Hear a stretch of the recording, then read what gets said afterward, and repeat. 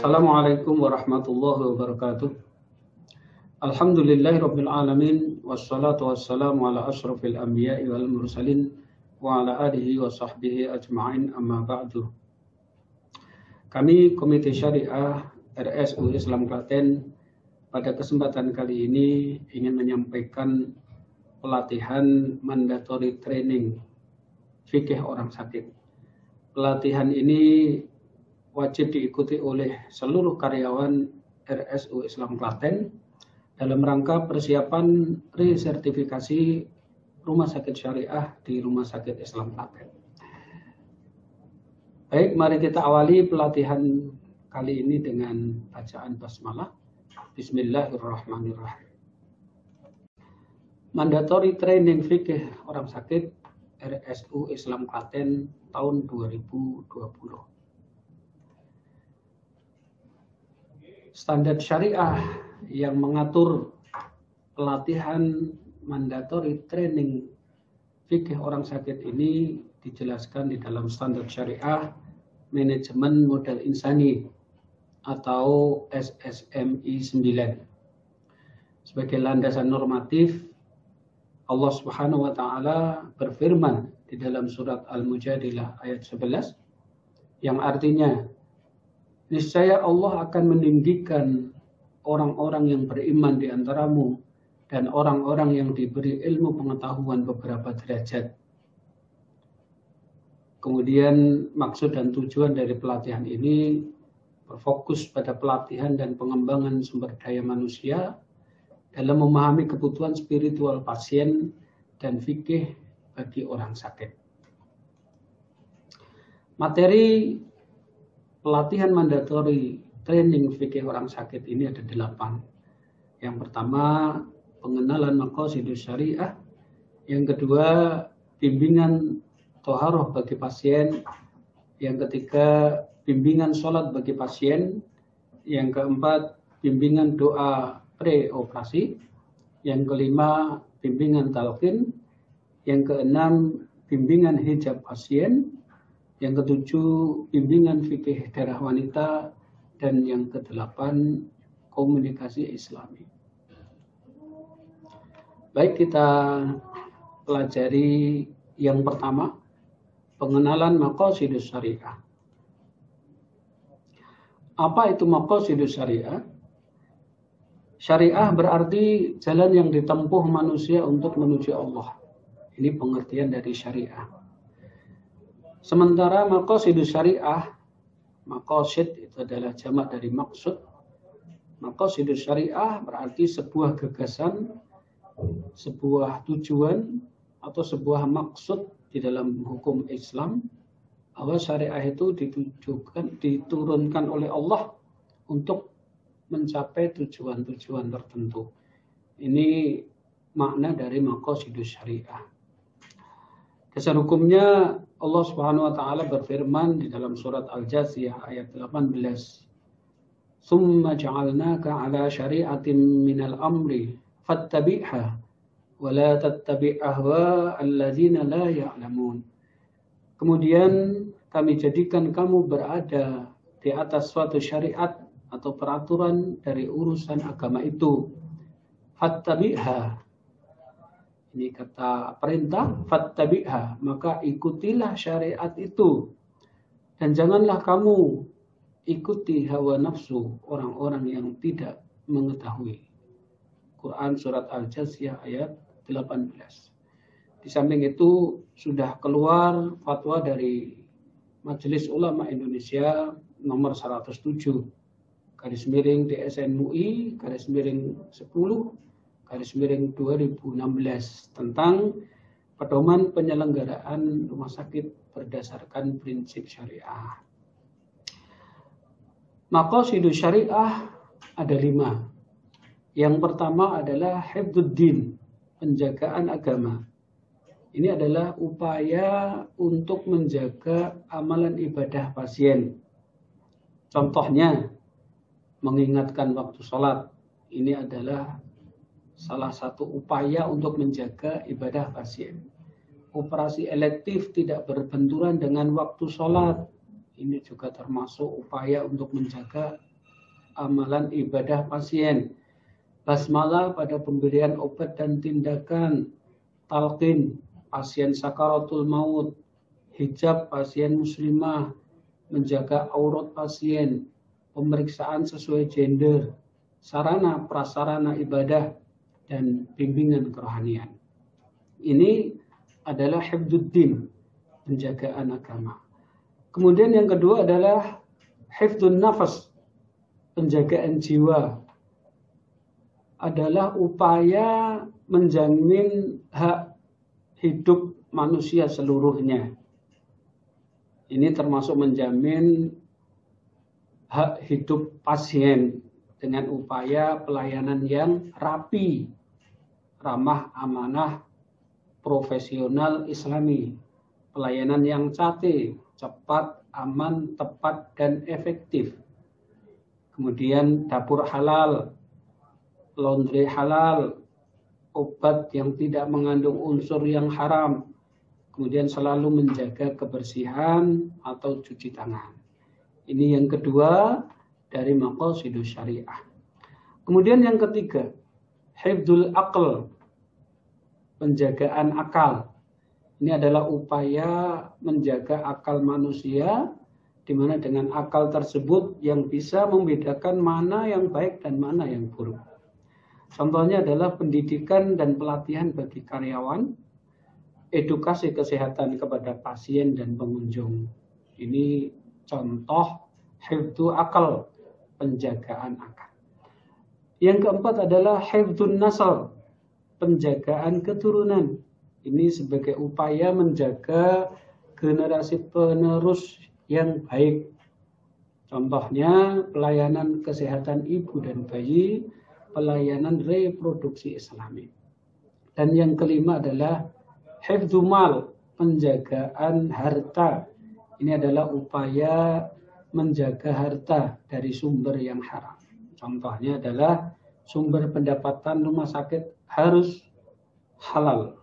Kemudian kerjasama dengan bank-bank syariah, tidak ada riswah atau suap, tidak ada gudul, bantuan rumah sakit untuk pasien yang kurang mampu, kemudian pengelolaan zakat. Ini 5 maqasidus syariah yang mendasari prinsip rumah sakit syariah. Kemudian yang kedua adalah bimbingan thaharah bagi pasien. Bimbingan thaharah yang akan kita pelajari yang pertama adalah tentang air.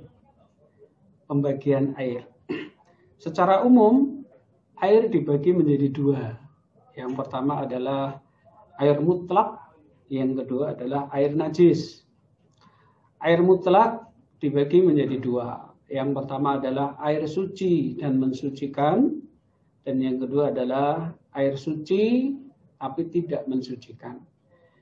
Air suci dan mensucikan artinya air tersebut suci dan bisa digunakan untuk bersuci. Air suci dan tidak mensucikan artinya air tersebut suci tetapi tidak bisa digunakan untuk bersuci. Air suci dan mensucikan adalah air murni. Air sesuai dengan kondisinya, sesuai dengan wujudnya sebagai air. Ini adalah air murni. Air contohnya adalah air sungai, air salju, air sumur, air hujan, air laut. Ya, ini adalah air murni. Ini adalah air-air yang bisa digunakan untuk bersuci. Kemudian yang kedua, air suci tapi tidak bisa digunakan untuk bersuci. Ini sebenarnya airnya suci, tapi karena bercampur dengan benda suci lain, sehingga dia tidak bisa digunakan untuk bersuci. Contohnya adalah air sabun, air teh, air kopi, air degan, air cucian, atau mungkin air yang sudah lama tidak dipakai sehingga berubah bau, warna, dan rasanya. Ini juga termasuk air yang suci tapi tidak bisa digunakan untuk bersuci. Ini pembagian air yang pertama adalah air mutlak. Kemudian yang kedua adalah air najis. Air najis dibagi menjadi dua, walaupun ini ada perbedaan di kalangan para ulama. Kita mengambil salah satu di antara pendapat yang membagi air sesuai jumlahnya. Yang pertama, air najis kalau dia jumlahnya lebih dari 2 kula. 2 kula itu kurang lebih 270 liter. Dan air yang kurang dari 2 kula. Kalau air yang lebih dari 2 kula, kemudian tercampur dengan najis, dan berubah bau, rasa, dan warnanya, maka dia menjadi najis. Tidak bisa digunakan untuk bersuci. Tapi kalau dia tercampur dengan najis dan tidak berubah bau, rasa, dan warnanya, air tersebut lebih dari 2 kula, maka boleh digunakan untuk bersuci. Karena dia kondisi najisnya tidak mempengaruhi air tersebut. Najis tersebut tidak mempengaruhi air tersebut. Adapun air yang kurang dari 2 kula, kemudian dia bercampur dengan najis, baik berubah bau, rasa, atau warnanya, maka tetap saja air tersebut tetap najis. Jadi kalau kita contohkan, misalkan kita punya tandon air, kemudian kebetulan kemasukan tikus atau bangkai tikus. Kemudian karena kemasukan bangkai tikus tersebut sehingga airnya berubah. Entah itu baunya atau rasanya atau mungkin warnanya, atau salah satu dari ketiga tersebut, maka satu tandon air tersebut menjadi najis. Tapi kalau kemasukan najis dan tidak berubah bau, rasa, dan warnanya, maka dia masih bisa digunakan untuk bersuci. Tapi kalau kita punya air misalkan cuma 1 ember, kemudian dia kemasukan najis, walaupun tidak berubah bau, rasa, atau warnanya, maka tetaplah dia najis. Tidak bisa digunakan untuk bersuci. Ini menurut sebagian pendapat para ulama. Ini pembagian air. Kemudian toharoh yang berikutnya adalah wudu dan tayamum. Allah Subhanahu wa taala berfirman di dalam surat Al-Maidah ayat 6 yang artinya, hai orang-orang yang beriman, apabila kamu hendak mengerjakan sholat, maka basuhlah mukamu dan tanganmu sampai dengan siku, dan sapulah kepalamu dan basuh kakimu sampai dengan kedua mata kaki. Dan jika kamu junub, maka mandilah. Dan jika kamu sakit atau dalam perjalanan atau kembali dari tempat buang air atau menyentuh perempuan, lalu kamu tidak memperoleh air, maka bertayamumlah dengan tanah yang baik atau bersih. Sapulah mukamu dan tanganmu dengan tanah itu. Ini rukun wudu, ya, yang ditambah dengan niat dan tertib. Kemudian yang di bawahnya ini adalah rukun tayamum ditambah dengan niat dan tertib. Bagaimana dengan wudu? Ini adalah contoh wudu bagi orang yang sakit dengan menggunakan spray. Ya. Apabila pasien tidak bisa berwudu seperti wudu biasa, maka pasien boleh menggunakan spray. Yang perlu dijaga adalah air yang ada di dalam spray tersebut. Ya, jangan sampai air tersebut berubah warnanya, terutama warnanya ya. Karena mungkin lama tidak digunakan dan tidak diganti sehingga airnya berubah. Oleh karena itu, kalau bisa sering diganti air yang ada di dalam spray ini, karena jumlahnya tidak banyak. Bagaimana tata cara wudhu dengan spray? Seperti diperlihatkan di gambar, ya. Spray ini boleh dilakukan oleh pasien atau keluarga pasien. Ya, yang pertama tentunya niat, ya. Kemudian disemprot, ya, dengan spray kedua telapak tangan sambil membaca basmalah. Basuh telapak tangan sambil membaca basmalah, ya. Disemprot, kemudian dibasuh kedua telapak tangan. Kemudian semprot lagi ke kedua telapak tangan, ya. Kemudian basuh, ya, basuh. Berarti ada airnya. Basuh wajah secara merata, ya, basuh wajah secara merata, lakukan sebanyak 3 kali. Ya. Kemudian semprot lagi dengan spray, kemudian basuh kedua tangan sampai siku secara merata.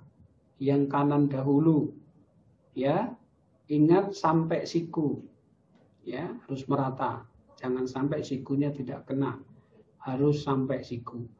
Yang kanan dulu 3 kali, baru kemudian yang kiri 3 kali dibasuh, berarti ada airnya. Kemudian setelah itu mengusap kepala dengan telapak tangan sekali usap. Nah, ini istilahnya mengusap, ya, bukan membasuh. Kalau membasuh, telapak tangannya harus ada airnya. Kalau mengusap ini boleh bekas dari mengusap tangan. Boleh juga disemprot, yang penting telapak tangannya dibasahi, ya. Kemudian kepalanya diusap. Sekali usap dari depan ke belakang, kemudian kembali lagi ke depan, kemudian langsung mengusap, ya, telinga dengan jari telunjuk dan ibu jari. Jadi jari telunjuk masuk ke dalam telinga dan ibu jari melingkar luar telinga.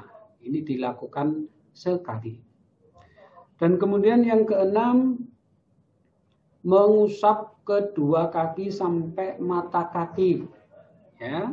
Jadi tadi air boleh disemprotkan, kemudian mengusap kedua kaki sampai mata kaki. Ingat, sampai mata kaki, ya. Ini dilakukan 3 kali kanan, kemudian 3 kali yang kiri. Kalau kita lihat di gambar ini tidak ada menghirup air di hidung ataupun di mulut, ya. Kalau misalkan pasien melakukannya, artinya menghirup air di hidung maupun di mulut, silahkan. Tapi perlu disiapkan baskom atau alat untuk nampung air kumur, ya, agar tidak kotor, tidak basah. Tapi kalau misalkan tidak dilakukan, ya, tidak masalah, ya, karena itu adalah sunnah dan tidak termasuk rukun, artinya kalau tidak dilakukan tidak apa-apa. Ini wudhu dengan spray. Kemudian selanjutnya adalah tayamum. Ya, kalau misalkan pasien tidak bisa wudhu, tidak boleh terkena air dengan alasan tertentu, maka diperbolehkan tayamum dengan debu yang baik. Rasulullah mencontohkan tayamum dengan menepuk kedua telapak tangannya ke tanah. Lalu beliau meniup kedua telapak tangan tersebut. Kemudian beliau mengusap wajah dan kedua telapak tangannya. Hadis rawahul Bukhari dan Muslim. Ini tata cara tayamum seperti yang ada pada gambar. Yang pertama tentu diawali dengan niat, ya. Kemudian menepuk debu sambil membaca basmalah. Ini kalau kita lihat ada tayamum pad, ya, tempat debu tayamum Ini di masing-masing ruang sudah ada, ya, debunya ini harus bersih. Tepuk kedua telapak tangan di tayamum pad yang sudah ada debunya. Yang kedua, tiup atau kibaskan debu dari kedua telapak tangan. Ini tujuannya agar mengurangi debu yang menempel di kedua telapak tangan.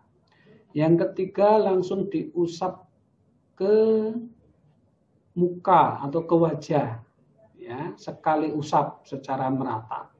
Dan yang keempat, mengusap kedua telapak tangan hingga pergelangan. Ada yang berpendapat hingga siku, silahkan.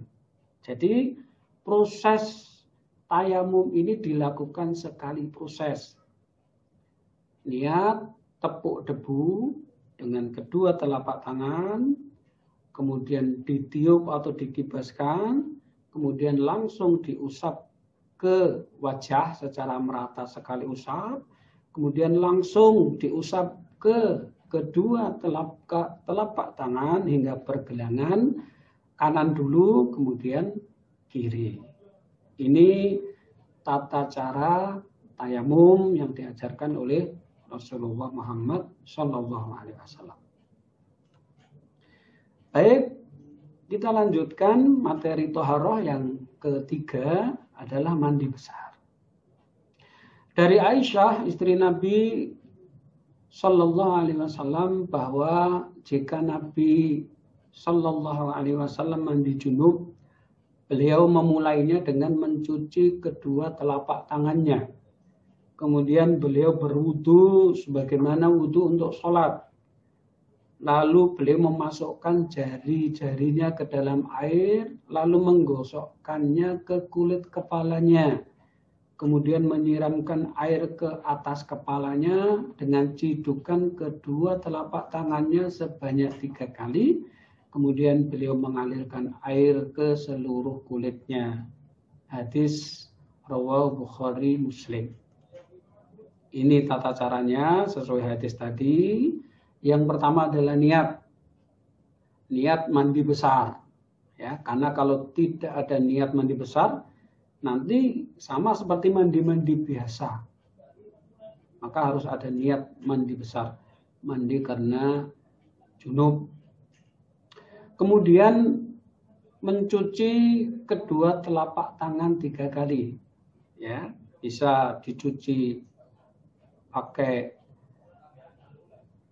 keran, ya, sebanyak 3 kali, atau pakai ciduk, ya, gayung sebanyak 3 kali, ya.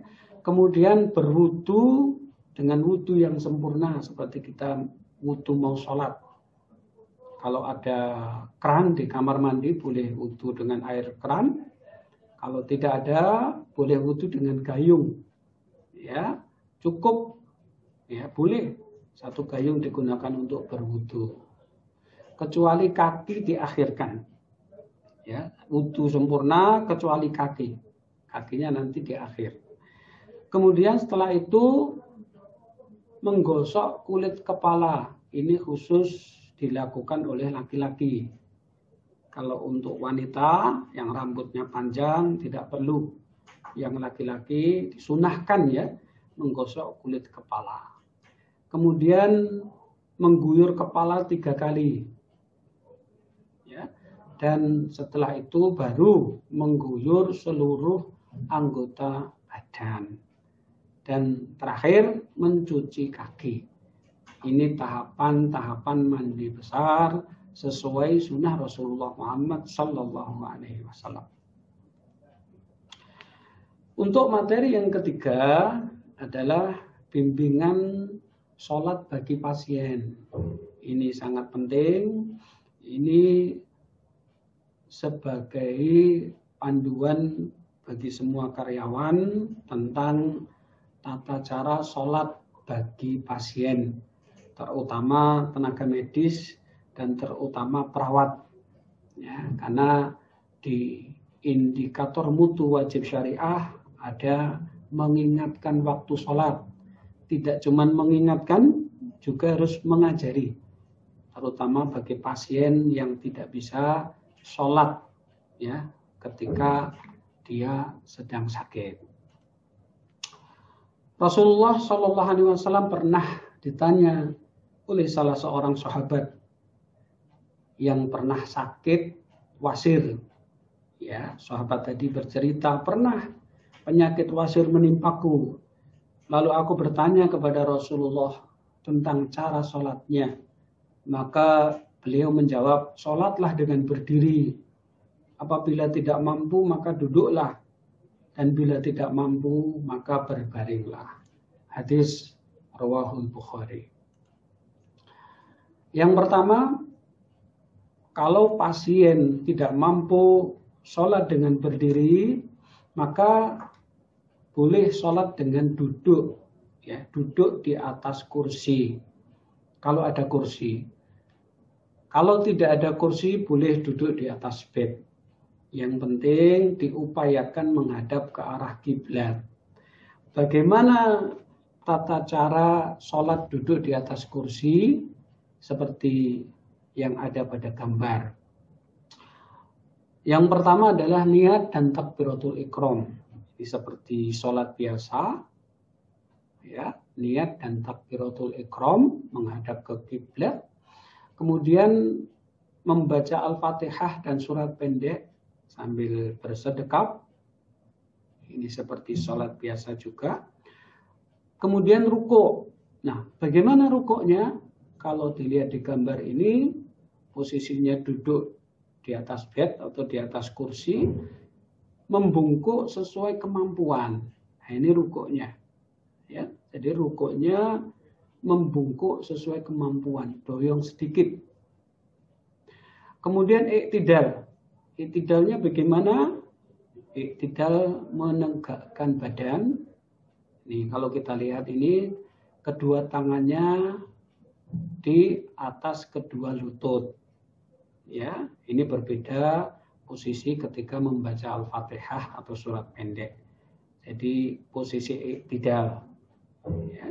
Kemudian sujudnya, bagaimana sujudnya? Sujudnya membungkuk lebih rendah dari rukuk.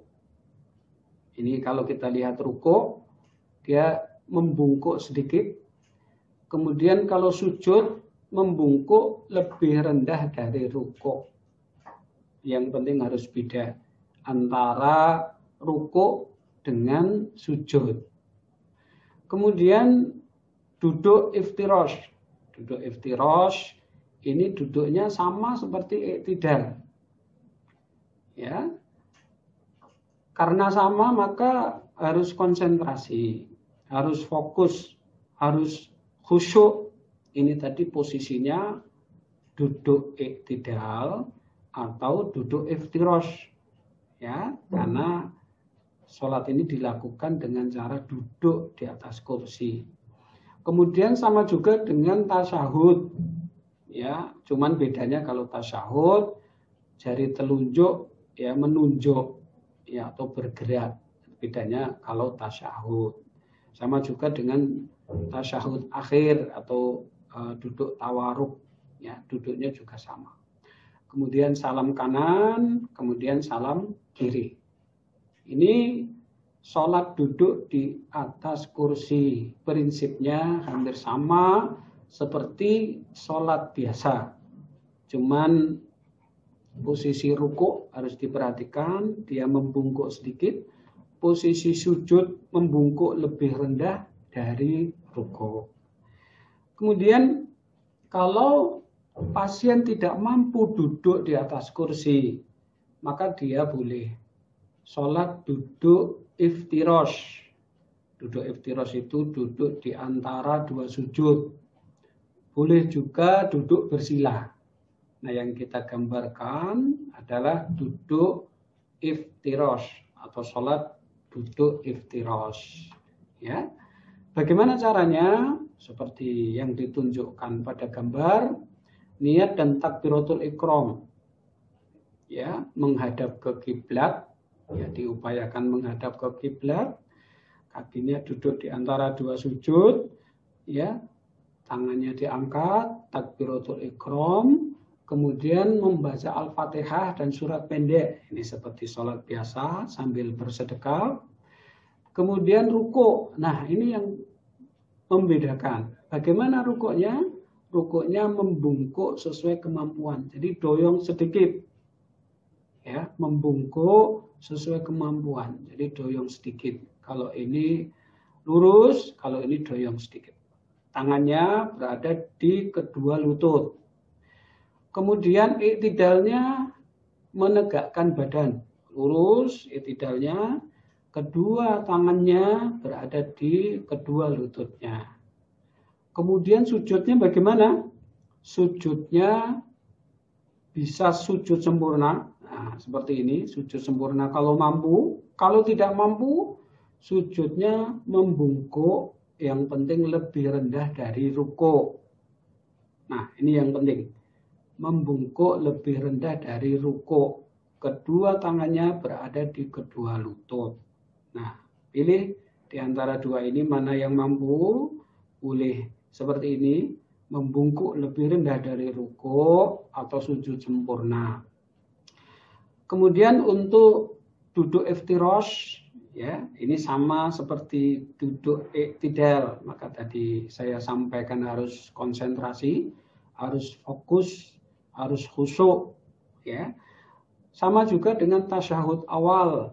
Cuman bedanya kalau tasyahud awal jari telunjuk menunjuk atau digerakkan. Kemudian kalau untuk tasyahud akhir atau duduk tawarruk, ya, kalau mampu seperti sholat biasa duduk tawarruk, kalau tidak ya semampunya seperti ini duduk iftirash. Kemudian salam kanan dan salam kiri. Ini yang perlu diperhatikan adalah posisi rukuk dan posisi sujud. Nah, itu yang perlu diperhatikan. Kemudian kalau ternyata pasien tidak mampu sholat duduk iftirash, maka boleh sholat tidur terlentang. Ya, bagaimana caranya? Seperti gambar, ya, terlentang kaki mengarah ke kiblat. Ya, diupayakan mengarah ke kiblat. Ini kalau mampu. Tapi kalau tidak mampu, ya, tidak mampu, bednya tidak bisa diarahkan ke kiblat, sementara pasien sakit, ya, tidak memungkinkan untuk mengarah ke kiblat, sholat sesuai kemampuannya. Ya. Niat dan takbiratul ikram, ya, takbiratul ikram, tangannya diangkat, kemudian membaca Fatihah dan surat pendek bersedekap. Ini. Kemudian rukuk. Bagaimana cara rukuk? Menundukkan kepala sesuai kemampuan. Nah, ini karena rukuknya agak sulit, ya, menundukkan kepala sedikit ini, maka sebaiknya dikasih bantal, ya, ditambahi bantalnya biar agak tinggi, atau bednya ditinggikan sedikit, ya, biar lebih mudah ketika rukuk, ya. Jadi menundukkan kepala sesuai kemampuan. Kedua tangannya, ya, lurus, kedua tangannya lurus. Kemudian iktidalnya lurus, kepalanya kembali lurus, ya, berbeda posisinya ketika rukuk, ya, tangannya lurus. Ini posisi iktidal. Kemudian sujudnya bagaimana? Sujudnya menundukkan kepala lebih rendah dari rukuk, ya. Intinya bedanya cuma itu. Kalau rukuk menundukkan kepala, ya, sedikit saja. Kemudian kalau sujud lebih banyak. Ya, menundukkan kepala lebih banyak, ya, lebih rendah dari ruku. Kemudian untuk duduk iftirash, ya, kepala kembali lagi posisi semula, posisi lurus, kemudian kedua tangan lurus, ya, sama seperti iktidal.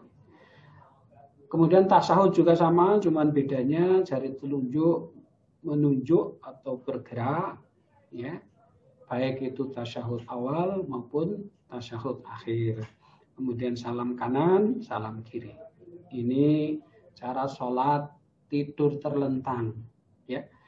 Kemudian kalau misalkan pasien tidak bisa, tidak nyaman, kesulitan tidur terlentang, ya boleh sholat tidur miring. Ya, bagaimana caranya? Miring kanan, upayakan menghadap kiblat.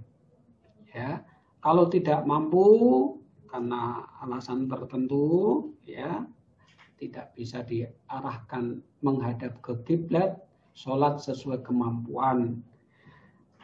Niat takbiratul ikram seperti sholat biasa sambil mengangkat kedua telapak tangannya, kemudian membaca Fatihah dan surat pendek sambil bersedekap seperti di gambar. Kemudian ruku'. Nah, ini kalau kita lihat rukuknya ini kepalanya menundukkan sedikit ya sesuai kemampuan. Ya, ini posisinya berbeda ketika posisi membaca Fatihah dan surat pendek kepalanya ini. Jadi dia menunduk sedikit. Kemudian i'tidal, kepalanya kembali lurus, kedua tangannya lurus.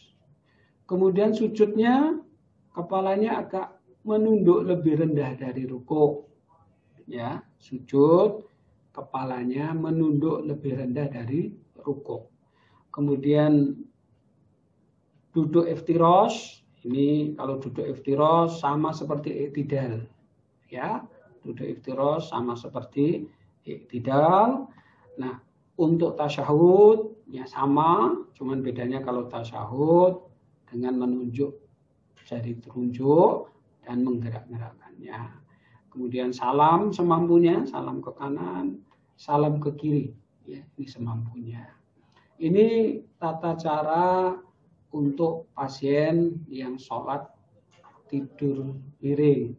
Kalau ternyata juga tidak mampu, pasien ya selama dia masih diberi kesadaran, maka tetap wajib untuk menjalankan sholat.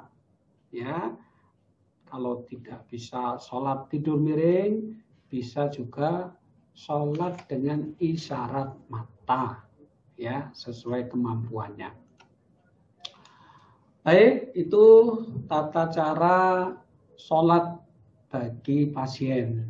Kemudian materi yang keempat adalah bimbingan doa pre-operasi, doa sebelum operasi.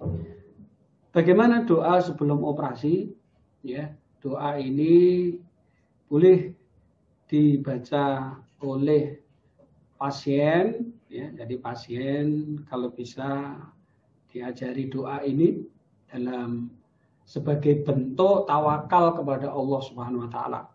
Doa ini juga sebaiknya dibaca oleh tim dokter, oleh operator, oleh anestesi atau perawat ya yang mendampingi. Doanya cukup singkat. Hasbiyallahu wa ni'mal wakil, 'alallahi tawakkaltu. Hasbiyallahu wa ni'mal wakil, 'alallahi tawakkaltu. Hasbiyallahu wa ni'mal wakil, 'alallahi tawakkaltu. Ya Allah, yang maha mencukupi aku dan sebaik-baik yang melindungi aku, hanyalah kepada Engkau ya Allah aku berserah diri. Ini bentuk tawakal kita kepada Allah Subhanahu wa taala. Ini sebaiknya dihafal terutama oleh tim IBS. Kemudian yang kelima, materi mandatory training fikih orang sakit ini adalah tentang talqin. Bagaimana tata cara talqin? Ya, ini harus kita ketahui karena talqin ini menjadi indikator mutu wajib syariah. Ya, pasien harus didampingi dengan talqin untuk pasien yang sakaratul maut. Ya, targetnya 100%. Bagaimana caranya? Yang pertama, bisikan ucapan la ilaha illallah. Ini sesuai hadis Rasulullah, laqinu mautakum bila ilaha illallah. Talqinkan orang yang akan mati di antara kamu dengan la ilaha illallah. Jadi kita bisikkan kalimat la ilaha illallah. Itu adalah kalimat talqin. Kemudian yang kedua, lakukan secara perlahan-lahan. Jangan terlalu sering mengulang-ulang kalimat talqin tersebut. Kenapa?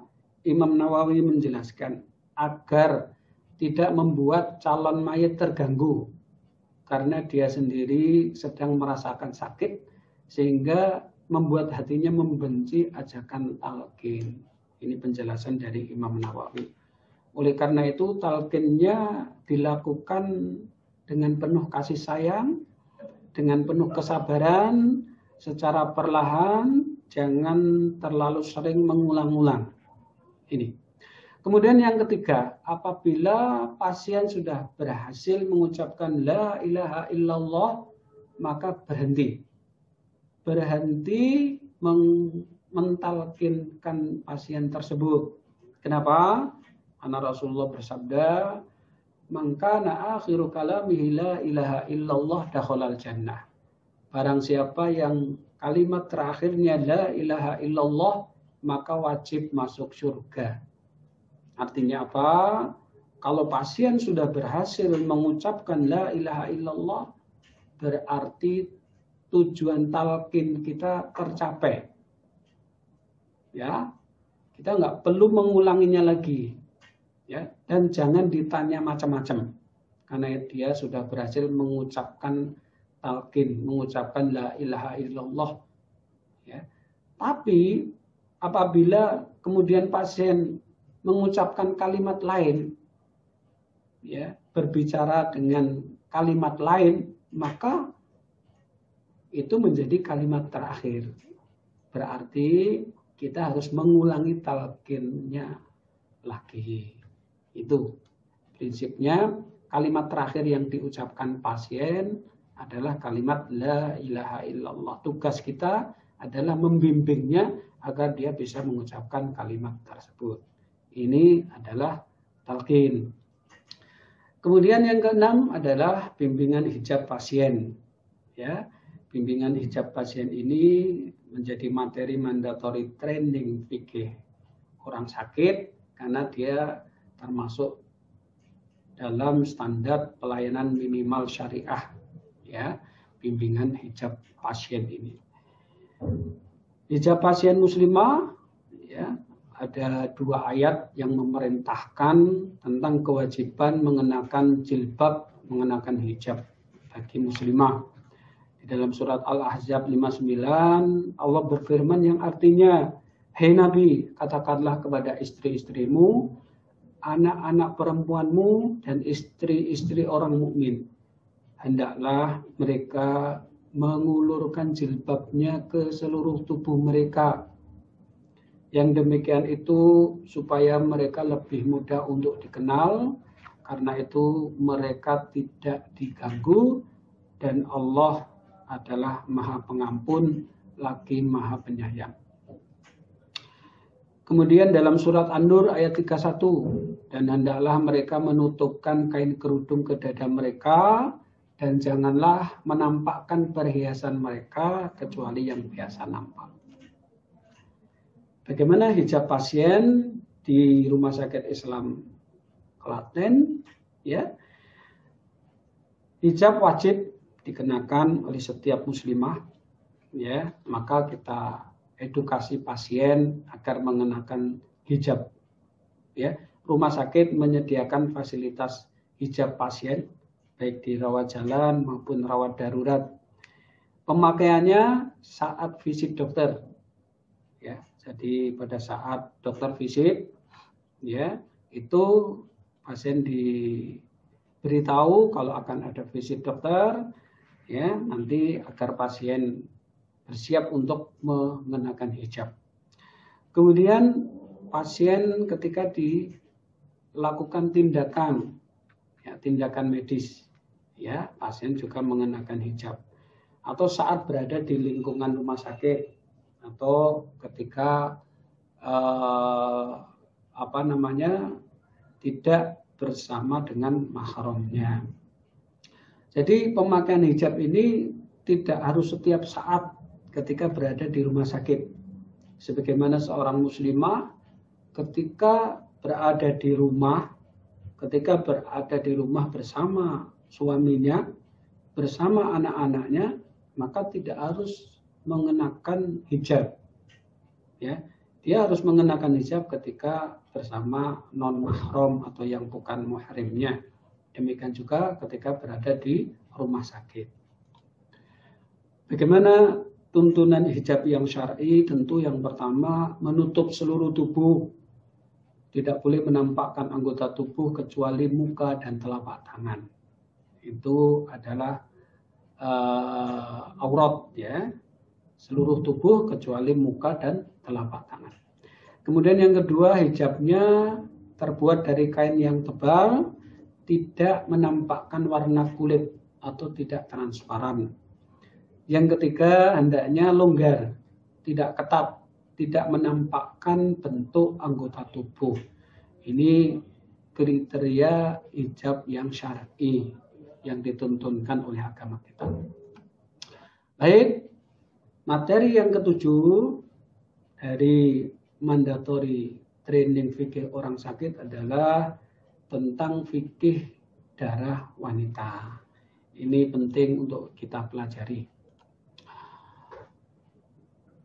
Darah wanita, ya, kita bagi menjadi 3. Yang pertama adalah haid, yang kedua adalah istihadah, dan yang ketiga adalah nifas. Apa itu darah haid? Darah haid adalah darah yang terjadi pada wanita secara alami.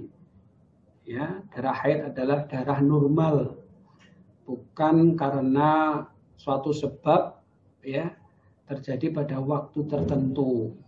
Ya, darah haid ini bukan darah penyakit, ya, bukan karena sakit, juga bukan karena melahirkan. Ini darah normal yang biasa dialami oleh setiap wanita. Ya, ini darah haid.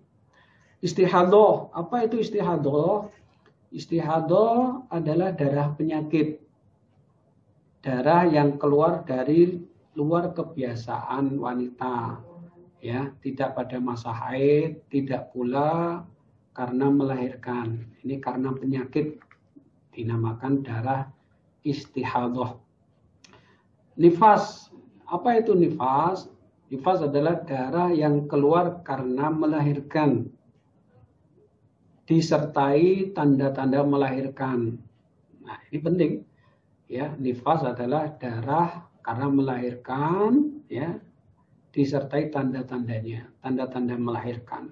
Tanda-tanda melahirkan seperti disertai rasa sakit dan keluarnya janin berbentuk manusia. Ini darah nifas. Bagaimana ciri-cirinya?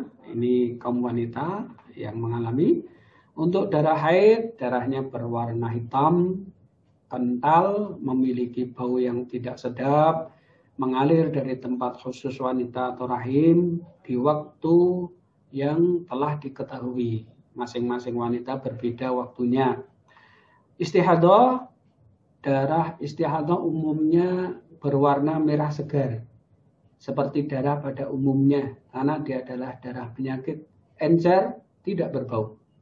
Sementara darah nifas, tadi darah nifas adalah darah karena habis melahirkan.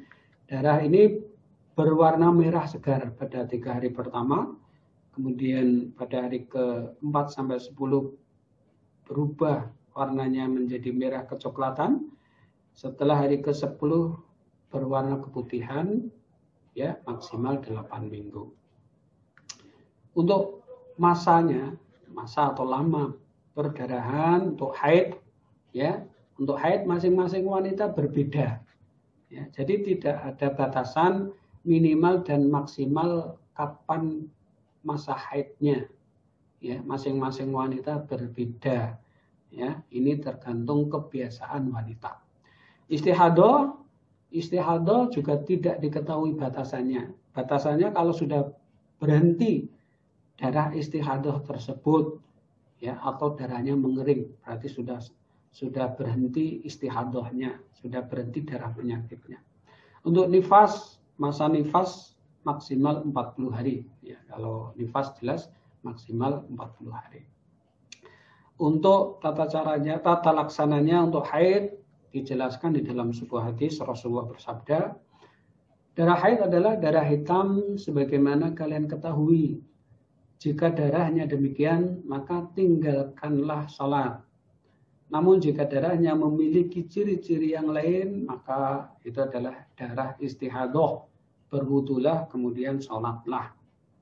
Ini dari hadis ini terdapat penjelasan kalau kalian sedang haid, di mana darahnya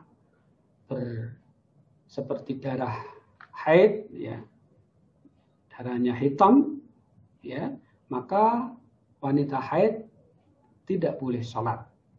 Tapi kalau darahnya itu tidak seperti darah haid, maka itu bukan haid, itu adalah darah istihadah.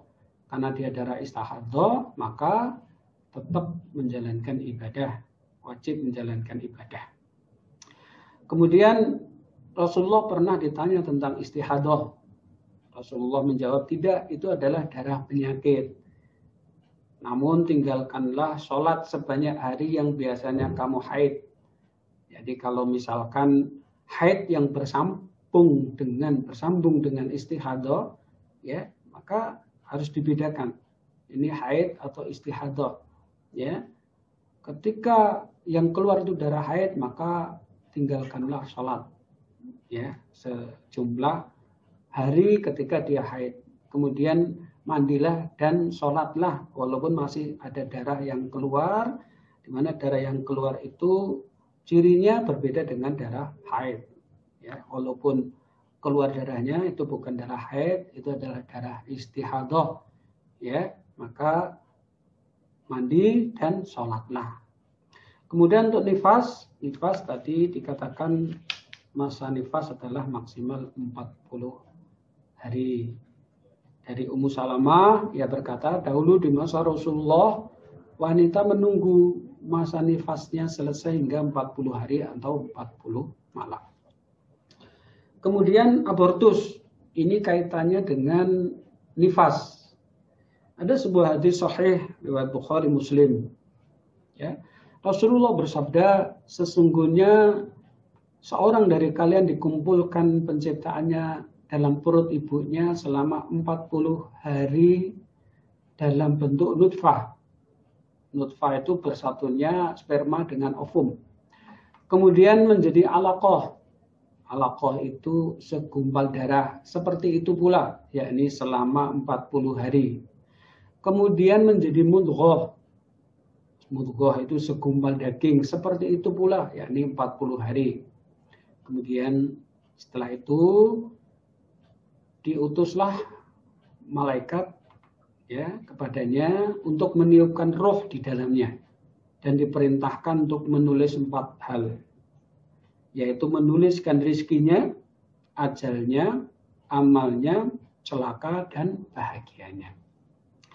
Kalau kita lihat hadis ini, ya, roh ditiup janin di perut seorang ibu, ya, ketika berusia 120 hari. Ya, kalau dihitung bulan sekitar 4 bulan, kalau dihitung minggu sekitar 20 minggu. Ya, ini usia janin, ya, yang ditiup roh di dalam rahim seorang ibu.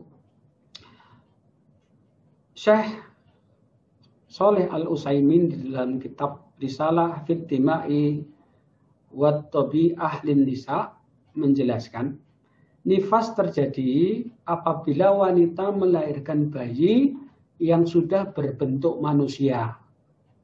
Ini ya, bayi yang sudah berbentuk manusia, seandainya dia mengalami keguguran dan janinnya belum jelas berbentuk manusia, maka darah yang keluar itu bukan darah nifas, tapi dihukumi sebagai darah istihadah. Karena itu berlaku baginya hukum wanita mustahadah atau wanita yang mengalami istihadah atau darah penyakit. Minimal masa kehamilan sehingga janin berbentuk manusia adalah 80 hari.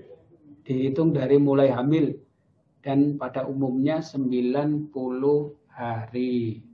Ini batas minimal ya dihitung janin ya mulai dari hamil pada umumnya ini 90 hari.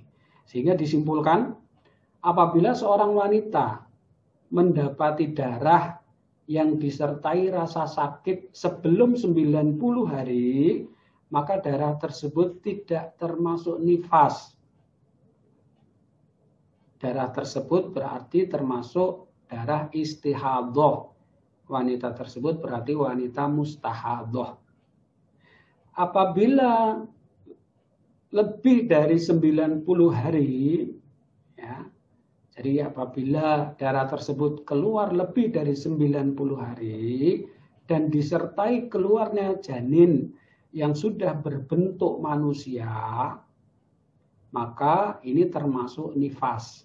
Jadi ini kriterianya ada 2. Apabila lebih dari 90 hari dan disertai keluarnya janin yang sudah berbentuk manusia, maka dia termasuk nifas. Jadi kalau misalkan terjadi abortus, ya, terjadi keguguran, ya, masa kehamilannya lebih dari 90 hari, kemudian keluar dan berbentuk manusia, maka dia termasuk nifas.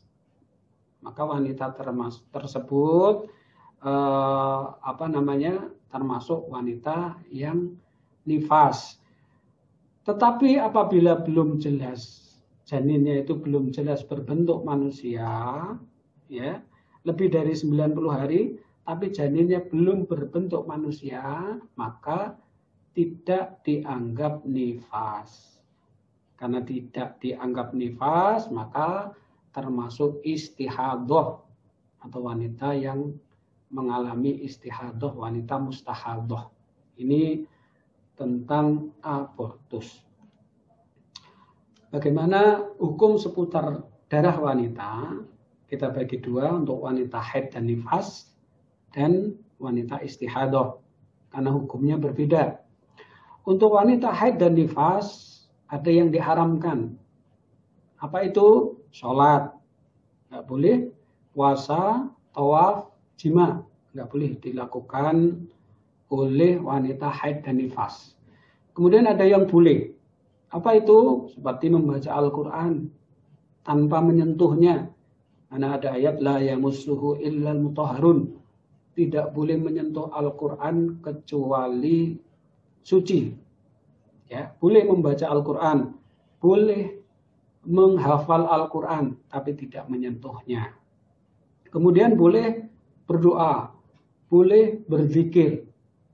Ya, ini seperti perintah Rasul kepada kaum muslimin untuk keluar melaksanakan sholat Id, ya, termasuk para wanita yang sedang haid, ya, dia boleh menyaksikan sholat Id, ya, walaupun tidak ikut sholat, ya, dia boleh sholat, boleh doa, boleh zikir, boleh juga membaca buku-buku agama, boleh bercengkrama dengan suami selain jima. Yang tidak boleh itu jima. Kalau bercengkrama, bercumbu boleh.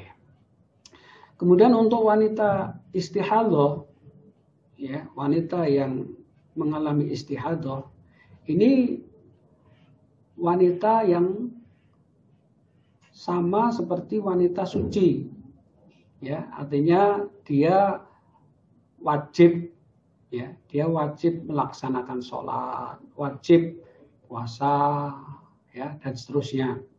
Cuman dia harus melakukan wudu di setiap sholat. Jadi kalau mau sholat, ya, dia harus wudu. Sebelumnya dia harus membersihkan sisa-sisa darah dan harus memakai pembalut karena dia berdarah. Ini hukum seputar darah wanita. Dan yang terakhir dari materi mandatory training fikih orang sakit adalah bimbingan komunikasi Islami. Tahapan komunikasi Islami tentu yang pertama adalah mengucapkan salam. Ya, ucapkan salam ketika kita mau memberikan edukasi kepada pasien dan keluarga. Kemudian perkenalkan diri, awali dengan basmalah, ya, karena setiap perkara yang baik yang tidak diawali dengan basmalah fahuwa abtar, maka tidak mendapatkan barokah dari Allah. Kemudian identifikasi pasien, kemudian komunikasi Islami. Komunikasi Islami nanti akan kita jelaskan. Kemudian tutup dengan hamdalah dan akhiri dengan salam. Komunikasi Islami dijelaskan di beberapa ayat, ya.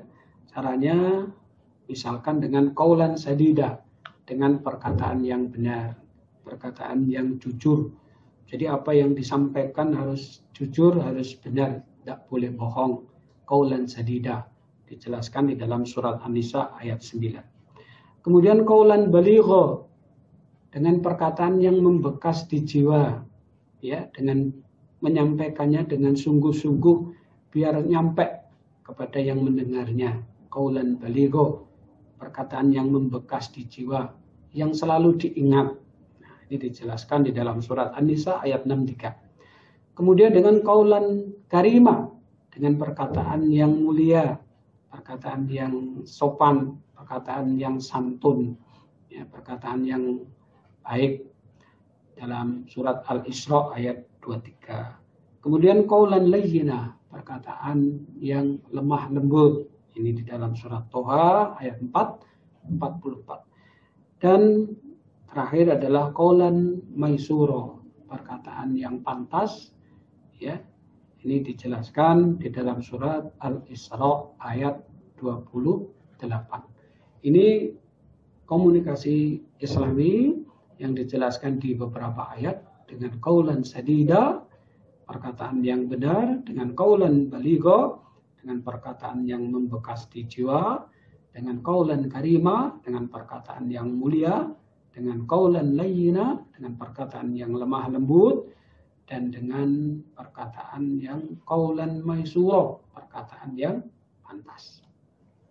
Alhamdulillah, demikian materi mandatory training fikih bagi orang sakit.